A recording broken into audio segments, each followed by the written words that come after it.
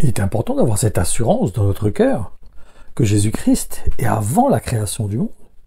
La parole nous enseigne en effet qu'il était là lorsque la terre a été créée. De plus, nous voyons qu'il a participé à cette création, comme dit Jean 1, du verset 1 à 3, aux origines, avant que rien n'existe. Le Fils, expression de Dieu, était là.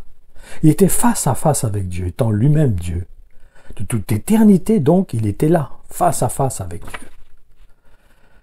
Dans tout ce que nous venons de lire, il faut considérer déjà que le mot Dieu n'est pas un nom, mais un qualificatif, un titre, un peu comme un grade.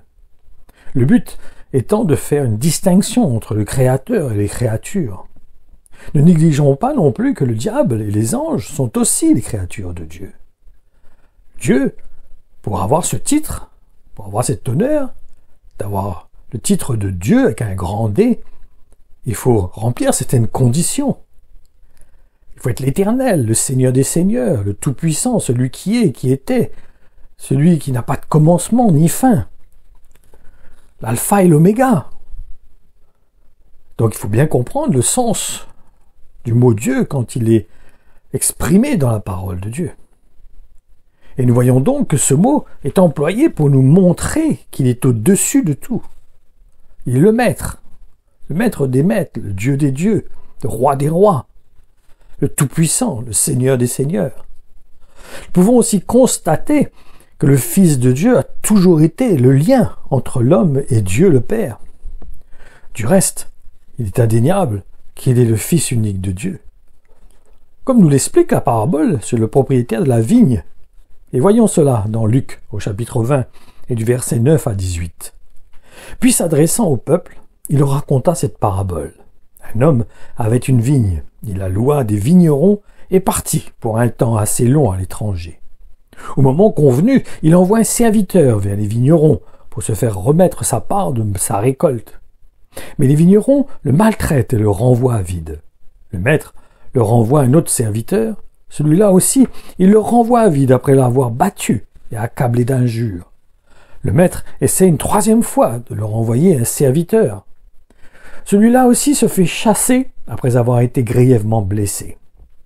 Le propriétaire du vignoble se dit alors « Qu'est-ce que je pourrais bien faire ? Je vais leur envoyer mon fils, celui que j'aime. Ils auront probablement du respect pour lui et le traiteront avec égard. » Mais quand les vignerons le reconnaissent, ils raisonnent ainsi entre eux. « Ah, voilà le futur propriétaire. Venez, tuons-le et l'héritage sera à nous. » Effectivement, après l'avoir entraîné hors du vignoble, ils l'assassinent. « Comment, à votre avis, le propriétaire de la vigne les traitera-t-il » leur demanda Jésus. Puis il ajouta « Il viendra en personne. Il fera exécuter ses vignerons et confiera son vignoble à d'autres. » Espérons que non, s'écrièrent les auditeurs de Jésus en entendant cela. Mais lui, fixant ses regards sur eux, leur dit « Que signifie donc ce texte de l'Écriture ? La pierre que les constructeurs avaient mise au rebut est devenue la pierre fondamentale à l'angle de l'édifice. Celui qui butera contre cette pierre-là se brisera la nuque, et si elle tombe sur quelqu'un, elle l'écrasera. » Par contre, ce que beaucoup de chrétiens ne comprennent pas avec Jésus-Christ, c'est que le Fils de Dieu est venu en tant qu'homme. Donc il a été en tout identique à ce que nous sommes, la même nature que nous. Il était dans cette nature que nous avons. En effet, nous allons lire cela dans le livre des Philippiens, au chapitre 2 et du verset 7 à 9. Il s'abaissa lui-même avec humilité. Le roi de tous les êtres ici-bas voulut naître en simple serviteur, esclave volontaire. Il a vécu sur terre sans éclat, sans honneur. Homme parmi les hommes, il fut ce que nous sommes, en tout semblable à nous. Humble et sans apparence dans son obéissance, il alla jusqu'au bout. Il humilia son âme jusqu'à la mort infâme d'un criminel en croix. Au trône de lumière, il fut, par Dieu son Père, élevé roi des rois. À lui honneur suprême, couronne, diadème et sceptre tout-puissant. Jésus, nom qui surpasse dans le temps et l'espace tous les noms existants. La parole nous dit que le Saint-Esprit ne peut demeurer dans la vie d'un pécheur, n'est-ce pas? Du reste, il faut savoir que sous l'Ancienne Alliance, le Saint-Esprit reposait sur les hommes de Dieu. En effet, il ne demeurait pas en eux. Il les revêtait, ils étaient revêtus de l'Esprit. Alors qu'aujourd'hui, il demeure en nous, il habite en nous. Et cela vient de ce que nous sommes identifiés à Jésus-Christ, qui est sans péché, lui. Je peux donner l'image de cette formule. Si nous sommes parfaits, c'est par procuration. Parce que ce n'est plus nous qui vivons, mais c'est Christ que nous laissons vivre en nous. Et c'est son obéissance que nous faut pas négliger, qu'en effet, que c'est son obéissance parfaite à son Père qui démontre qu'il est bien le Fils de Dieu. En effet, la parole dans l'évangile de Jean au chapitre 3 et du verset 34 à 36 nous dit qu'il avait reçu le Saint-Esprit sans mesure. En effet, celui qui l'a envoyé transmet les paroles mêmes de Dieu, car Dieu lui a donné la plénitude illimitée de son esprit. Le Père aime son Fils et lui a accordé les pleins pouvoirs sur toute chose. Celui qui place sa confiance dans le Fils possède la vie éternelle. Celui qui refuse d'écouter le Fils et se fier à lui ne verra jamais la vie, mais la colère de Dieu reste suspendue au-dessus de sa tête. Il est en réalité le moyen que Dieu a établi pour nous permettre d'avoir accès vers lui. Nous devons comprendre cela. C'est important de réaliser la place qu'il a, l'importance qu'il a. En effet, lisons dans 2 Corinthiens 3, du verset 13 à 18.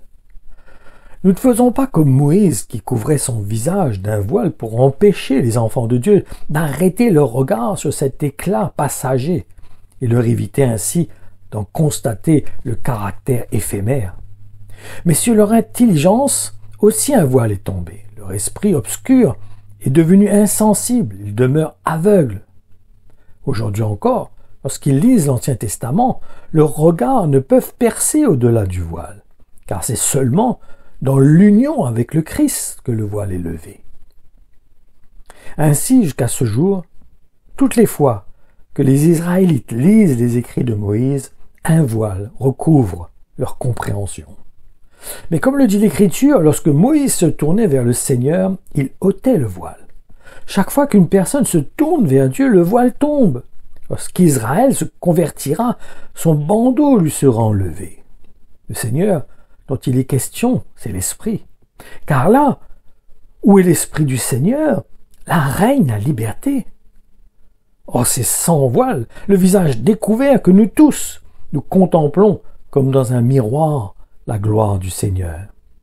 Ainsi nous sommes constamment transformés d'après son modèle pour lui ressembler davantage de jour en jour et en refléter une image toujours plus fidèle.